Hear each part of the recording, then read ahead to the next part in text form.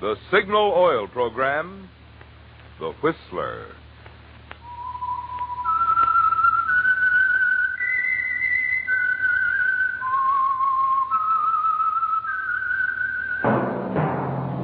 That whistle is your signal for the Signal Oil program, The Whistler.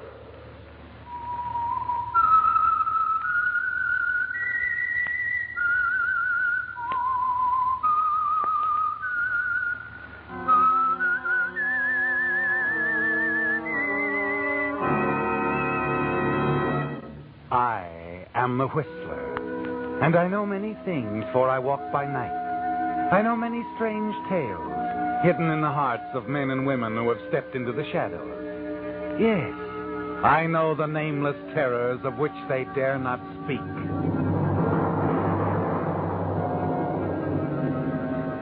Yes, friends, it's now time for the Signal Oil program, The Whistler, rated tops in popularity for a longer period of time than any other West Coast program in radio history. And here's an important announcement for Whistler fans in California only. Beginning next Sunday, January 2nd, due to California's going off daylight saving time, the Whistler will be heard in California only 1 hour earlier, from 8:30 until 9. Remember the change in time. In California only, the Whistler will be heard at a new time, from 8:30 till 9. In other states, the Whistler will be heard at the same time as always. And now, the Whistler's strange story. Delayed Christmas present. Christmas was really over, for it was 1 o'clock in the morning at Pete's Cantina, a tough little night spot on the outskirts of Panama City. But the melody lingered on. You could hear the chimes of the big church a block away playing Adeste Fidelis. There was practically no business. 4 hostesses, all Americans, were sitting drearily at the far end of the ballroom near the bar. One of them, Mary Winslow, billed as Candy Porter, just sat gazing drearily into space, thinking bitterly of a past from which for a while there had seemed no escape. But for 5 months now, she'd been relatively safe. No one had been around asking any questions. As Candy Porter, blues singer, Mary Winslow had found a kind of security, not a happy security, for she was far away from home. And as the chimes became silent, Mary wondered if it was worthwhile. Her reverie was broken up as she looked up and saw Spanish Pete, the fat, greedy owner of the cantina, approaching her table. Candy, look, there's an American gentleman just came in. He wants to buy you some champagne. Champagne, you hear that? Please, Pete, not tonight. It's Christmas. I'd rather be alone if you don't mind. I do mind. Look. All right. I'll let him spend his money on champagne. Now you're smart, baby. Here he comes. You turn, see the tall, heavy-set American approach. Suddenly you become tense. You recognize the type, don't you? After a year of running away, you've learned to spot his kind in a moment. You fight to remain calm as he reaches your table. Sit down, Mr. Fontaine. Sit down. Sure you don't mind, Miss Porter? Of course not. Thanks. In that case, I guess I will. I'll go get the champagne. I keep him on ice. 11 years old, too. Cigarette, Mr. Fontaine? No, thanks. You don't mind if I do? Of course not. Light? Thanks. Strange, spending Christmas so far away from home. Mm-hmm. How come? Business. Important business. Couldn't it wait? No. This business means a lot to the people I work for. Well, here's what you say, bubble water. From Marseille, 13 years old. You said 11. That was from Le Havre. This is even better. Now I put him back in the ice. You want some more? You just call Pete. I got another one on ice just like him. Well, I guess it's kind of late to wish you a Merry Christmas, Miss Porter. So I guess I'd better just say season's greetings. Huh? Anyway, here's luck. Here's hoping you find whatever you came here after. I've already found what I came after. I'm glad. I hope you will be. Why shouldn't I be? Because I came after you, Mary Winslow.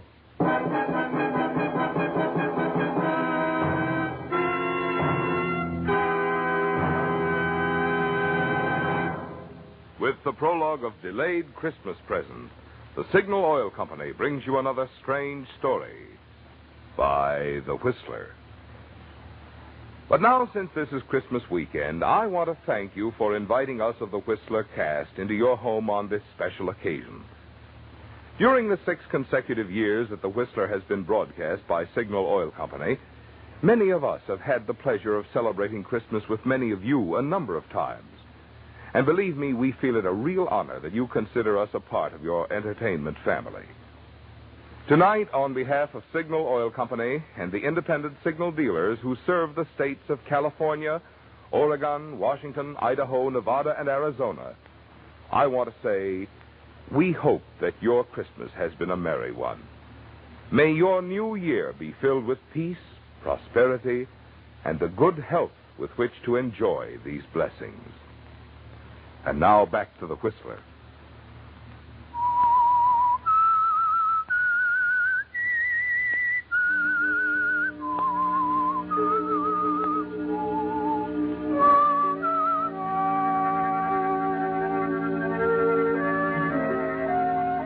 After a year, it doesn't seem fair, does it, Mary Winslow? After a year of hiding, using one name and then another. After 5 bitter months of singing at Pete's Cantina as Candy Porter, blues singer, this man Fontaine has come to take you back to the States to face the consequences of one horrible night.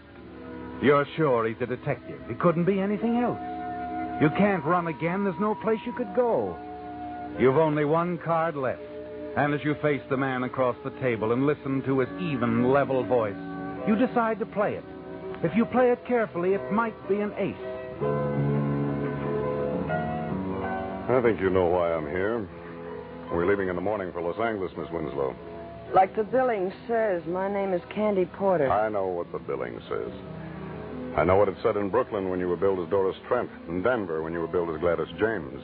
But when you first took a powder out of Los Angeles, you were Mary Winslow. You know, it's almost funny you should call me Mary Winslow. We used to work together, her and me, in the same floor show. We could have been billed as twin sisters. The customers used to mistake us for each other, too. Now, look, Miss Winslow, let's quit kidding. I'm not kidding. A lot of other people have made the same mistake you have. And like I said, I knew Mary Winslow intimately. I think I could help you solve your case if you let me tell you about her. Sure. Go ahead if it'll make you feel any better. Thanks. You see, Mary Winslow was really just a good kid that got a bad break. In love with a swell guy and scared to death of a hoodlum. She told me all about it. It's quite a story. I'll bet it is.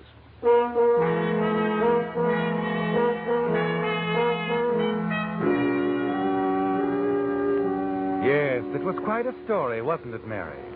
And it all began a year ago Christmas Eve at the Christmas party given by your employers in the pink room of the Swank Wilchester Hotel.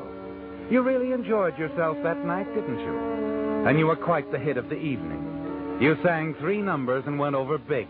Your fellow workers didn't know your many talents. Everyone told you what a fine singer you were. And when you left, you were feeling good. So good, you decided to drop into the cocktail lounge, make a phone call, and have a nightcap before going home. Scotch and soda. Mix it. Make mine the same, Bill. Gotcha? I heard you sing tonight. You were terrific. Thanks. What's the matter? Did he stand you up? Who? The guy you were just talking to on the phone. No, I guess he didn't stand you up. Didn't he? And he's on his way here right now. Yep, that's the answer. Lucky guy. Hey, folks. Oh, take it out of here, Bill. Now, look here, Oh, Mr. take it easy. It's practically Christmas. What's the harm of my buying you one drink? Like I said, I like your voice, Miss Winslow. Here's your change. Oh, thanks, Bill. You must be a detective. You know my name and everything. Well, no, not everything. But it wasn't any trick to find out your name. I just asked one of the boys I saw you dancing with. My name's Joe Clark. Oh, I see you've never heard of me. Should I have? A lot of people have. Most of the boys and girls around the night spots know me. Well, then that accounts for my ignorance. You see, I seldom haunt the night spot. Well, you should. With a voice like yours, you could be packing them in a good nightclub. Oh, now I get it. You're a professional talent scout, and you want to get me into the movies. No. I'm a gambler. Shock you? Why should it? Live and let live is my motto. And that's exactly what I'm going to do right now. What? Live my life and let you live yours. Good night, Mr. Clark. My. Just think, tomorrow I can tell all the girls at the office I met a real live gambler. You could tell them all a lot more than that if you believed in your voice as much as I do. Really? Uh-huh. You've heard of Domingos on Sunset out near the ocean? It's an undercover gambling club, isn't It's it? more than a gambling club. It's a swell floor show. A lot of big people go out there, people that count. And they're all intimate friends of yours, I'm sure. Not all, but I know quite a few. Who could push you right to the top with that voice. Oh, that's the oldest line I've ever heard. It's not a line. Yeah, but skip it. Go on home. Listen to the radio. Eat candy. You can have a terrific time. You go to Domingos with me, you can't tell what might happen. You might have to meet a couple of show producers. So play it safe and go home. It may be dull, but you'll always get to work on time. Is that all you have to say? That's all. Nighty-night. Wait a minute. Yeah? Could we be back fairly early? Leave any time you say. Well, what are we waiting for? Oh, now you're making sense. I'll call a cab. Never mind, I have a car. It's parked right around the corner. Clark used just the right approach, didn't he, Mary? You realize you're being a fool.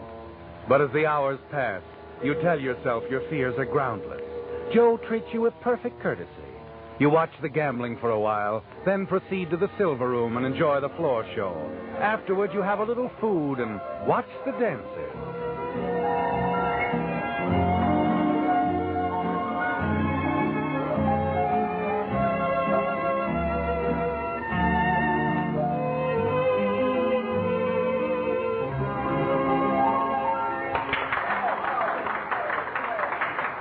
Suddenly, you've had enough. Joe, do you mind if we leave now? I said we'd leave any time you said. What hit you? The music? Yeah, I guess that's it. Another guy? Another guy. My fiancé. What happened to him? He's in the Philippines. Research. Oh. Chemist? Doctor. Dr. Frank Wilson, M.D. That was his car we drove out here in. He told me to keep it warm for him. Well, too bad. We could have had a lot of fun.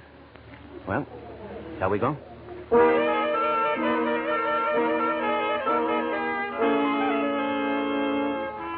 Was it just the song, Mary?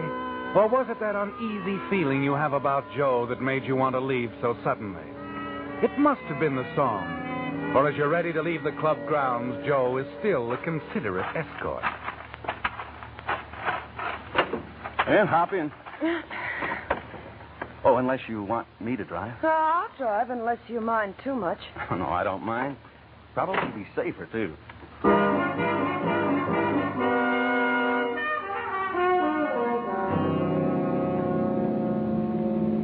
For several miles, Joe says little, seems preoccupied. And you feel relieved when he breaks his rather strange silence. Oh, say, Mary, would you mind stopping for a minute at drive-in? All of a sudden, I'm getting awful heady. Maybe I can get some aspirin. I doubt it, but we'll give it a try. You can keep the motor running while I'm gone. I'll only be gone a few seconds. Okay.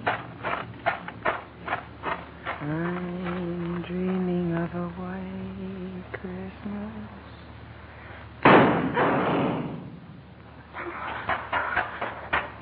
Joe! Get going. Joe, you shot him. I said get going fast. There's a gun in your ribs, baby. You just saw what happened to one guy that crossed me.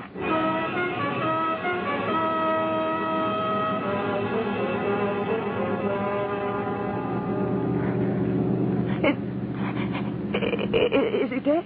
I don't know. Oh, you. Oh, why was I such a fool? Turn right at the next corner. Car's been tailing us for the last 5 minutes. I'm glad. I hope it's a prowl car to save me the trouble of phoning the police.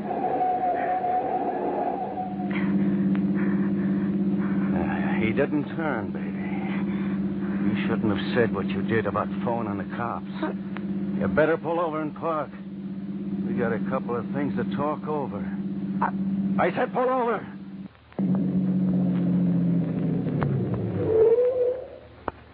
Yeah, that's better. Please, Joe, don't kill me.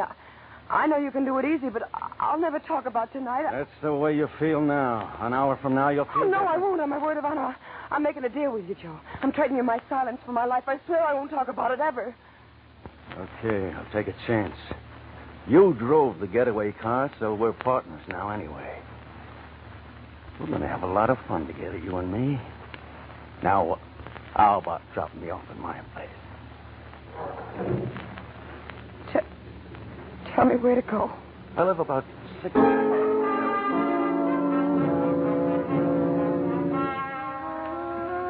After you drop Joe and you reach your apartment, you're so weak you can hardly stand. Your senses are reeling, your brain is spinning.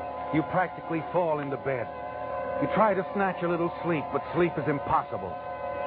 Finally, at 6 o'clock in the morning, the newspaper is shoved under your apartment door. The headlines sicken you. Drive-in operator shot and hold up dies. The subheadings are even worse. Unidentified man and woman seen fleeing from scene of crime in dark green 47 model Chevrolet. Pedestrian believes he can identify both car and woman. There it is, Mary. Hopeless, isn't it? Even if you called the police, your story would sound phony now. It's closing in on you, isn't it, Mary? Yet frightened as you are, you're certain of two things. That you're not going to become further involved with Joe Clark. And you won't allow any unfavorable publicity to fall on your absent fiancé, Dr. Frank Wilson. You were foolish to risk a life of happiness with him, weren't you? For a few moments of excitement with a gambler, a murderer like Joe Clark. But you decide there's only one thing you can do, Mary. Leave town, disappear, and never see Clark again. You dress hurriedly, packing only a few belongings, and then spend Christmas Day and night at the home of a girlfriend. The next morning, you're on an eastbound plane. 3 months later, you're singing in the Golden Lion, a prosperous little nightclub in Brooklyn, New York, where you become a featured performer under the name of Doris Trent. You're a great success under your new name. And then one night you have a visitor. You're sure it's Mr. Vern Shields, London musical comedy producer. Come in. Well, what do you know? Long time no see, Miss Trent. Doris Trent, it says on the program. All right, Joe. Now that you've found me, what's on your mind? You double-crossed me, baby. You're crazy. That's why I left town, so I wouldn't have to talk to anybody. But you could still write, couldn't you? I don't get you. That anonymous note to the police, written just after you left, telling all about that driving job. Gave the exact time, my name, where I lived, what I had on, everything. But not a word about the girl with me. Funny, huh? You're the only one that knew all of that, baby. Oh, no, Joe, you're wrong. Believe me, I didn't write any note. Couldn't have been anyone else. 2 days after you left, they picked me up for questioning. Anybody could have written a note like that. Well, one of your enemies might have wanted you out of circulation and tried to frame you. Yeah, maybe, but I doubt it. Joe, I didn't write it. I've kept my bargain with you 100%. There's one way you can convince me. How? Marry me tonight. Marry you? Yeah. That way I'll be sure of you. Wives don't testify against their husbands. Besides, I'll know what you're doing all the time. Oh, Joe, I got to go to my show. Let's talk this over in the morning. Tonight or else. You can run up to Connecticut. But go ahead, do your show. If you've got any ideas about calling in the cops, don't forget you drove the getaway car. And in case anything serious should happen to me, there's a written confession in my pocket telling exactly how you helped me pull the job. How we used your boyfriend's car, How you kept the motor running waiting for me. Your doctor would love reading about that, wouldn't he? No. No, he wouldn't. Then don't get funny. Go ahead and on to your show. I'll wait for you here.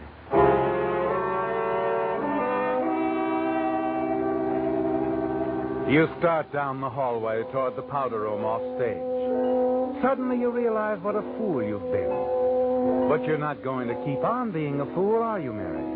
Not with that wall telephone just 5 steps ahead of you. Operator? Oh, operator. Get me police headquarters, Better quick. hang up quick, babe, and I mean quick. You should have looked around before you called. I had a hunch you'd try to double-cross me. Now I know for sure who wrote that note to the cops. Oh, I didn't, Joe. You honest. just tried to call him, didn't you? All of a sudden, I've lost interest in getting married. We're just going for a little ride. Come on, babe. Start walking. No, Joe. I'm not moving a foot, not an inch. If I have to be shot, I'll take it right here. Let go of my arm. What's going on here? Something wrong, Doris? This guy bothering you? Yes, he is. He wants to date me. Tell him to leave, will you, Eddie? Maybe I'd better take him into the office and call the cops. No, thanks, Eddie. There's no need for that. He's just another wolf. Tell him to leave. That's good enough. You heard what the lady said, Bud. Start traveling. Okay, chum. Anything you say. I'll see the lady later. We parked right across the street. Miss Trent. You should have let me call the cops. I would have if he hadn't had you covered with his gun. Oh? Thanks, kid. Eddie, I got to get out of town fast. After what you just did for me, that's a cinch. Grab some clothes while I phone my wife I'm bringing you home. We'll go out the rear entrance. My car's on the lot next door. Tomorrow I'll call a friend of mine in Denver. He'll put you to work right away.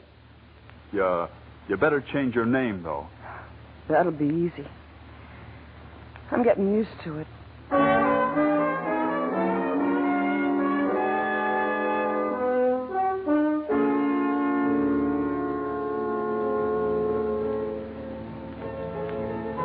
So, Mr. Fontaine, that's where I met Mary Winslow, in Denver at the High Hat Club. Billed as Gladys James. She roomed with me about 2 months, and then she left just like that one night when a waiter told her some guy wanted to interview her for a magazine. That's the last I ever saw of her. That's the end of the story? That's the end. And Mary Winslow told you all this? Well, we were very close friends. Well, so you were. You expect me to believe that? It's true, every word of it. You know something? You ought to be writing stories for the movies.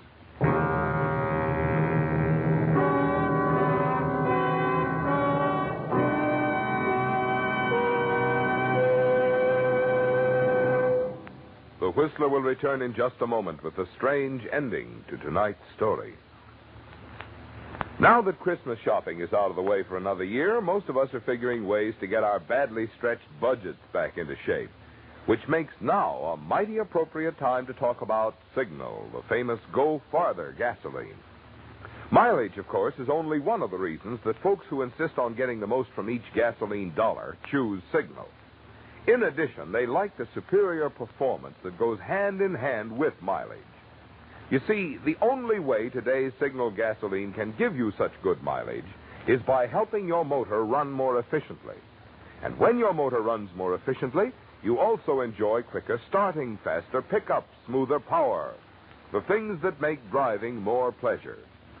So, among your resolutions for the new year, how about resolving to put Signal gasoline to the test in your car?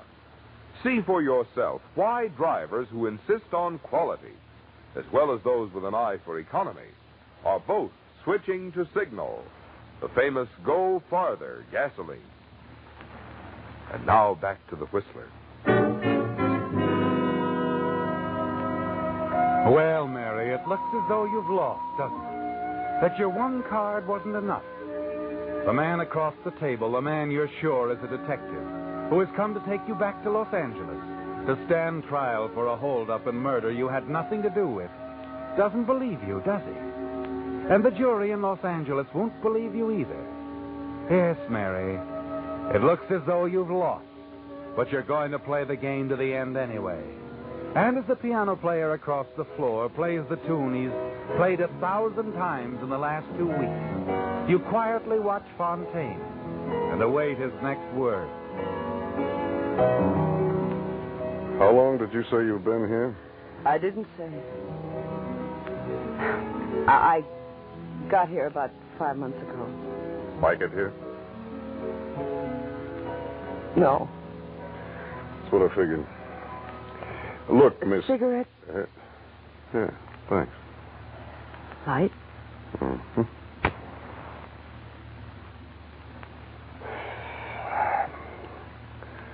Thanks again, Miss Porter. Did you say Miss Porter? That's what you said your name was, didn't you?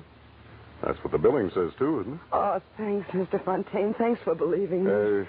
There's just one thing I'd like to ask you, Miss. Ask me anything. Knowing Miss Winslow as well as you do you think she might come back to Los Angeles sometime and sort of clear things up? I think she might. Someday. You see, a girl like Mary Winslow gets to feel kind of soiled after working around in joints like this. She'd probably want to spend a little time, maybe out in the desert, in the sunshine. Sort of freshening up before anybody she cared about. Yeah. I guess she would. Well, this was a pretty long trip for nothing, you might say. Just one more bum steer. But I'm glad it came. I always figured that confession we found on Joe Clark was a phony. Clark? Is Joe Clark in jail? He's dead. The Brooklyn police got him one night about 5 months ago. Funny how they got the tip. A woman called the police one night from a little nightclub, the Golden Lion Club. She hung up before they answered the phone, but the Brooklyn boys decided to investigate anyway. One of them spotted Clark parked in the car across the street, and he got trigger happy, and that was that. Joe Clark. Finished. Well, Miss Porter, if you ever run into Mary Winslow... I'll tell her all about the Christmas present I got from a swell cop named Fontaine. I'm not a cop, Miss Porter. You're not? Then who are you? I'm a private investigator, working for a guy named Wilson. Dr. Frank Wilson. Frank Wilson? That's right. He's in love with Mary Winslow.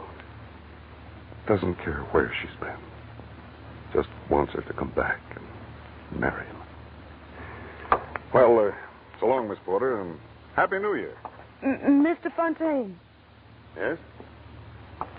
Do you think you could arrange for me to go back to the States with you?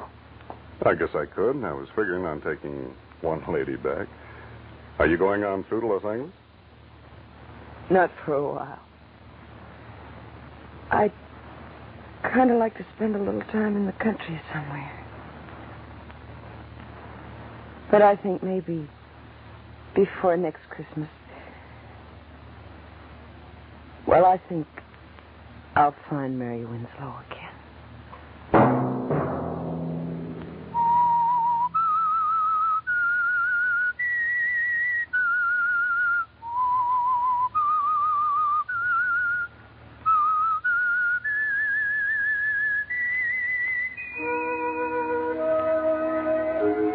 Let that whistle be your signal for the Signal Oil program, The Whistler. Now let me repeat an important announcement for Whistler fans in California only.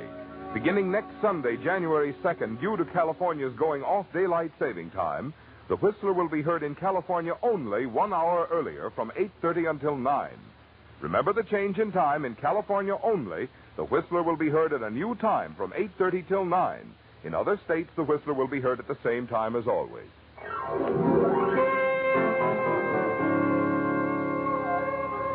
Featured in tonight's story were Joan Banks and Jack Petruzzi.